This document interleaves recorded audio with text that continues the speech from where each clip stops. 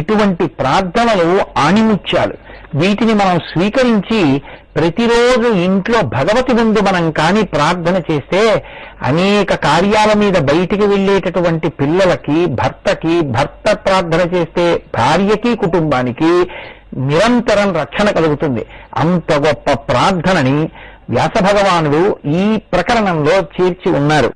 ఆ తల్లి మనోరమ అంటోంది, అగ్రతస్తేంబికా పాతు పార్వతీ పాతు పృష్ఠతః పార్వతీ పార్శ్వయో పాతు శివః సర్వత్ర సాంప్రతం వారాహి విషమే మార్గే దుర్గా దుర్గేషు కర్హిచిత్ కాళికా కలహే గౌరే పాతు త్వాం పరమేశ్వరీ మండపే తత్ర మాతంగీ తథా సౌమ్యా స్వయంవరే భవానీ భూపమధ్యే తు పాతు త్వాం భవమోచనీ గిరిజా గిరిదుర్గేషు చాముండా చత్వరేషు చ కామగా కాననేష్వేవం రక్షతుస్త్వాం సనాతనీ వివాదే వైష్ణవీ శక్తిరవతా త్వాం రాహూత్వః భైరవీ చరణే సౌమ్యా శక్తూనాం వై సమాగమే సర్వదా సర్వదేశేషు పాతు త్వాం భువనేశ్వరీ మహామాయా జగద్ధాత్రీ సచ్చిదానందరూపిణి. మనోరమ అండి, మీ ముందు భాగంలో అమ్మవారు పార్వతీదేవిగా, వెనక భాగంలో ఇంకొక రూపంతో, ఈ పక్కన ఇంకో రూపంతో, ఏదో మంటపంలోకి వెడితే మాతంగిగా, భూపతుల మధ్యలో భవానిగా, ఆ తల్లి నువ్వు గిరిదుర్గాల్లో ఉంటే గిరిజగా, నువ్వు ఇంకొక చోట ఏదో వివాదం సంభవించిన చోట ఉంటే వైష్ణవీ శక్తిగా, ఇలా సర్వకాలములయందు అమ్మవారు అనేక రూపములతో నీకు అన్ని వేపులా నిలబడి నిన్ను రక్షించుగాక. ఇన్ని మాటలెందుకు? సర్వదా సర్వదేశేషు పాతు త్వాం భువనేశ్వరి. ఆ భువనేశ్వరీ స్వరూపం ఉందే, అది సర్వదా సర్వదేశేషు, కాలము దేశము రెండింటినీ కీర్తనం చేసింది. నువ్వు ఏ ప్రదేశమునందు నిలబడినా, ఏ కాలమునందు నిలబడినా భువనేశ్వరీదేవి నిన్ను రక్షించుగాక. కాబట్టి సర్వదా సర్వదేశేషు పాతు త్వాం భువనేశ్వరి మహామాయా జగద్ధాత్రీ సచ్చిదానందరూపిణి. కనీసం పైవి రాకపోతే ఈ ఒక్క శ్లోకాన్ని సర్వదా సర్వదేశేషు పాతు త్వాం భువనేశ్వరి మహామాయా జగద్ధాత్రీ సచ్చిదానందరూపిణి అని మన పిల్లలు బయటికి వెడుతున్నప్పుడు మనం జగదంబకిని ప్రార్థించి అమ్మవారి పేరు మీద రక్ష పెట్టి పంపిస్తే ఎక్కడ బుద్ధి వచ్చేటటువంటి సంఘటనను తట్టుకోలేక వైక్షుభ్యం పొందివారు ప్రమాదములకు లోనవుతారో దానినే కదా ప్రమాదం అని పిలుస్తాము. బుద్ధి పనిచేసినది ప్రమాదం ఎందుకు అవుతుంది? కాబట్టి ప్రమాద వేళ ఏర్పడినప్పుడు ఆ దేశములో, ఆ కాలములో భువనేశ్వరీ స్వరూపంతో అమ్మవారు బిడ్డల్ని రక్ష చేస్తుంది. కాబట్టి అంత అద్భుతమైనటువంటి శ్లోకాన్ని ఇచ్చారు. ఇందులో శంకరుల గొప్పతనం చూడండి. నేను ఇలా చేశాను అన్నారు శంకరాచార్యులు వారు.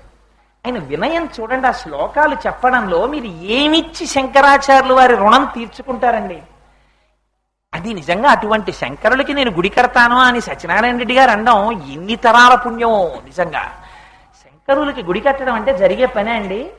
ఎంత అదృష్టం, ఎంత పుణ్యం లోపల అకౌంట్లో ఉంటే ఆ శంకరులకి గుడి కట్టిన పుణ్యం కొన్ని వందల తరాల వరకు కాపాడేస్తుంది. కానీ అంటే ఎందుకంటున్నానంటే ఈ మాట నాకు జగద్గురువుల యందు ఉన్నటువంటి ఆ భక్తి చేత ఈ మాట అంటున్నాను. ఆయన మాటలు చూడండి ఎలా ఉంటాయో, అంత జ్ఞాని. ఆయన కాశీ వెడితే అందరూ అమ్మ మాకు అన్నపానాలకు లోటు లేకుండా చూడమ్మా అంటారు.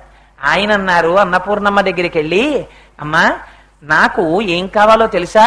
అన్నపూర్ణే సదాపూర్ణే శంకర ప్రాణవల్లభే జ్ఞాన భిక్షాంచదేహి. అమ్మ నాకు జ్ఞానభిక్ష పెట్టమ్మా అని అడిగారు. అందరూ అన్నం పెట్టమ్మా అంటే అమ్మ నాకు జ్ఞానం ఇయ్యమ్మా అని అడిగారు. అంతటి మహాజ్ఞాని శంకరులు అంటారు, కదా కాలే మాత కథయ కలితాలక్తకరసం పిబేయం విద్యార్థి తవ చరణ నిర్నీజన జలం. అసలు ఆ శ్లోకాలు చదువుతుంటేనే మనస్సు ఎంత ఆనందంగా ఉంటుందో. మీరు ఇది మీకు తేలికగా అర్థం అవ్వడానికి నేను మీకు ఒక డెమాన్స్ట్రేషన్ లాగా చెప్తాను. దాన్ని అమ్మ సింహాసనం మీద కూర్చుని అమ్మవారి పాదపీఠం మీద రెండు పాదాలని ఇలా పెట్టి కూర్చుంది అనుకోండి. మీరు ఎప్పుడైనా సౌందర్యలహరి అట్ట మీద బొమ్మ చూశారో లేదో, అందున చంద్రశేఖర పరమాచార్యుల వారు కూర్చున్న బొమ్మ కూడా కలిసి మీరు చూస్తే మీరు ఎంతసేపు చూడండి మీ మనస్సు పొంగిపోతుంది. మీకేం అక్కర్లేదు.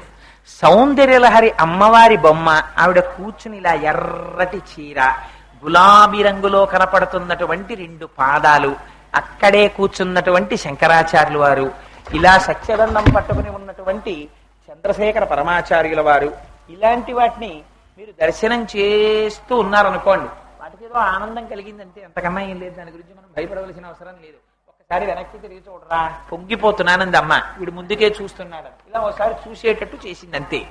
అందుకని కదాకాలే మాత కదయ కలితాలక్తక రసం, అటు చూసి చెప్తావే, ఇగో నా పాదాలు అవి అన్ని ఇక్కడ, శంకరులు ఇక్కడ పక్కనే లేరు, ఒకసారి నేను తిరిగితే మీరందరూ కూడా ఇటు తిరుగుతారని వెంటనే అలా చేసింది ఆవిడ. అందుకని ఇది పడేటట్టు చేసి అటువైపు నుంచి చూపించింది.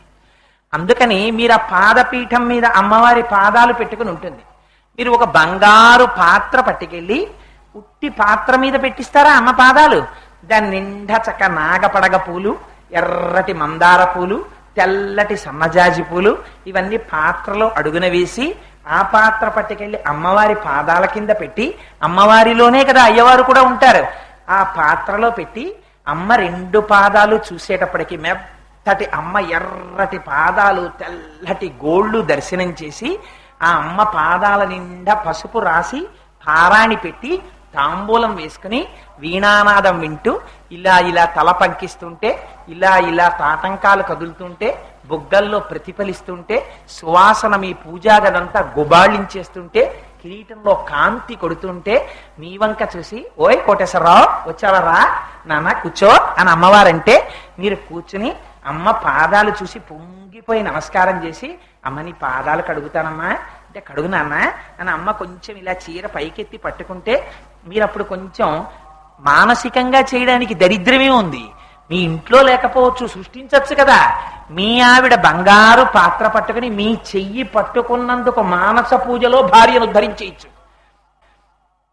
మీ భార్య మీ పక్కన నించుని బంగారు చెంబుతో అమ్మవారి పాదాల మీద నీళ్లు పోస్తుంటే, మీరు కుడి చేత్తో అమ్మవారి పాదాలని చక్కగా కడుగుతుంటే, ఆ స్పర్శ చేత అమ్మవారి మెత్తటి పాదాలు కడుగుతున్నప్పుడు ఆ పాదాల మీద ఉన్న పసుపు, ఇలా పెట్టిన ఎర్రటి రేఖలు, వాటి మధ్యలో ఉన్న బొట్టు చుక్కలు, ఆ లత్తుక సువాసనతో నీళ్లల్లో కరిగితే, పసుపు ఎరుపులతో కలిసి నీళ్లు కొత్త రంగులోకి వస్తే, అమ్మ ఒక్కసారి పాదాలు తీయమ్మా అని అడుగున పువ్వులున్నాయి కదా, ఆ నీళ్లు తీసి పక్కన పెట్టుకుని అమ్మ పాదాలని వెంటనే ఉత్తరీయం తీసి ఆ పాదాలు మెత్తగా తుడిచి, ఈ పక్కనే ఉన్న బంగారు పాత్రలో పసుపు తీసి మీరు ఒక పాదానికి రాస్తే, మీ భార్య పక్కన కూర్చుని ఒక పాదానికి రాస్తే, మీరు ఓ పాత్రలోంచి లత్తుక తీసి అమ్మవారి పాదాలకి చుట్టూ తిప్పి 2 గీతలు గీసి అటు ఇటు చుక్కలు పెట్టి, అలా మీ భార్య కూడా పెట్టి, మీరు ఇక్కడ పాత్రలోంచి పువ్వులు తీసి అమ్మవారి పాదాల మీద వేసి, ఆ నీళ్ళిద్దరూ పక్కన పెట్టుకుని, మీ భార్య మీ ఎడం చేతి పక్కన కూర్చుని, మీరు ఉద్ధరిణితో తీసి కుడి చేతిలో వేసుకుని ఇలా తాగుదామని నోటి దగ్గర పెట్టుకుంటుంటే, సువాసనలు గుబాళించిపోతున్నటువంటి ఆ నీటిని, అమ్మా కదాకాలే మాత కదయ కలితాలక్తక రసం పిబేయం విద్యార్థి తవ చరణ నిర్ణీజన జలం, ఇలా ఉంచాను, తాగేశాను. ఎప్పుడు తాగుతానమ్మా? ఇది శంకరుల ప్రశ్న. నా జీవితం అంతా దిక్కుమాలిన గొడవల్లో తిరిగానమ్మా, ఒక్కనాడు ఇలా చేయలే. దీనికి ఏం కావాలమ్మా? మానసికమైన అర్చన చెయ్యొచ్చు. చేయలేదమ్మా, నా మనస్సున అక్కర్లేని ప్రతి చోట పెట్టాను. ఒక్కనాడు కన్న తల్లివి అమ్మా అంటే పాదములు చూపించగలిగిన తల్లివి అడగలేదమ్మా నిన్ను, అమ్మా ఎప్పుడు తాగుతానమ్మా నా జన్మలో ఆ నీళ్లు? అలా కడిగిన నీళ్లు ఇలా పోసుకుని 3 మార్లు తాగి, పిబేయం విద్యార్థి తవ చరణ నిర్ణీజన జలం ప్రకృత్యా మూకానామపి చ కవిత కారణతయా. ఆ నీళ్లు కాని పుచ్చుకున్నాడా? వాడు మూగివాడు కావచ్చమ్మా, వాడు మాటలు చేతకాని వాడు కావచ్చమ్మా, వాడు గొర్రెలు కాసినవాడు కావచ్చమ్మా. అమ్మ నాలుక మీద 4 బీజాక్షరాలు రాసిందంటే, మాణిక్య వీణాం ఉపలాలయంతీం మదాలసాం మంజులవగ్విలాసాం మహేంద్ర నీలజ్యుతి కోమలాంగీం మాతంగ కన్యాం మనసా స్మరామి. చతుర్భుజే చంద్రకళావతంసే కుచోన్నతే కుంకుమరాగ శోణే పుండ్రేక్షు పాశాంకుశ పుష్పబాణహస్తే నమస్తే జగదేకమాతః. జయ జననీ సుధా సముద్రాంతహుజన్మణి ద్వీప సంరూఢ బిల్వాట వీమధ్య కల్పద్రుమా కల్ప కాదంబ కాంతార వాస ప్రియే కృత్తివాస ప్రియే సాదరారబ్ధ సంగీత సంభావనా సంభ్రమాలోక నీపస్రగాబద్ధ చూళీశ నాధత్రికేశాను మత్పుత్రికే శేఖరీభూత సీతాంశు రేఖామయూఖావళీనద్ద స్నిగ్ధ నీలాలక శ్రేణి శృంగారితే లోక సంభావితే కామలీలాధనుస్సన్ని భబ్రుల్లతా పుష్ప సందోహ సందేహ కృర్ణాసికామౌక్తికే చారు గోరోచనాపంక కేళీలలామాభిరామే సురామే రమే ప్రోల్ల సద్వాళికాముక్తిక శ్రేణికా చంద్రికా మండలోద్భాసి గండస్థలం యస్త కస్తూరికా పత్ర రేఖా సముద్భూత సౌరభ్య సంభ్రాంత భృంగాంగనీగీత సాంధ్రీభవన్మంత్ర తాంత్రీశ్వరే వల్లకీవాదన ప్రక్రియాలోల తాళీ దశాబద్ధ తాటంక భూషా విశేషాన్వితే సిద్ధ సన్మాన్వితే చారు గోరోచనాపంక కేళీలలామాభిరామే సురామే రమే ప్రోల్ల సద్వాళికాముక్తిక శ్రేణికా చంద్రికా మండలోద్భాసి అని అమ్మవారిని వర్ణన చేసేసి సర్వ యంత్రాత్మికే సర్వ మంత్రాత్మికే సర్వ శక్త్యాత్మికే సర్వ నాదాత్మికే సర్వ శబ్దాత్మికే సర్వ దీక్షాత్మికే జగన్మాతృకే పాహిమాం పాహిమాం పాహిమాం దేవి తుభ్యం నమో దేవి తుభ్యం నమో దేవి తుభ్యం నమః అని కాళిదాసు గారు ఆ రోజుని చెప్పుకోలేదమ్మా. అందుకని అమ్మ ప్రకృత్యా మూకానామపి చ కవిత కారణతయా, మూగివాడు కావచ్చమ్మా, నీ చరణ నిర్ణేజన జలాన్ని ఇలా తాగాడా కవిత్వం పొంగి ప్రవహించేస్తుంది కదమ్మా వాడిలోంచి. అది ఆ నీళ్లు ఎటువంటి నీళ్ళమ్మా? నీళ్లు ఒకసారి నీ పాదములు కడిగిన నీళ్లు అవి.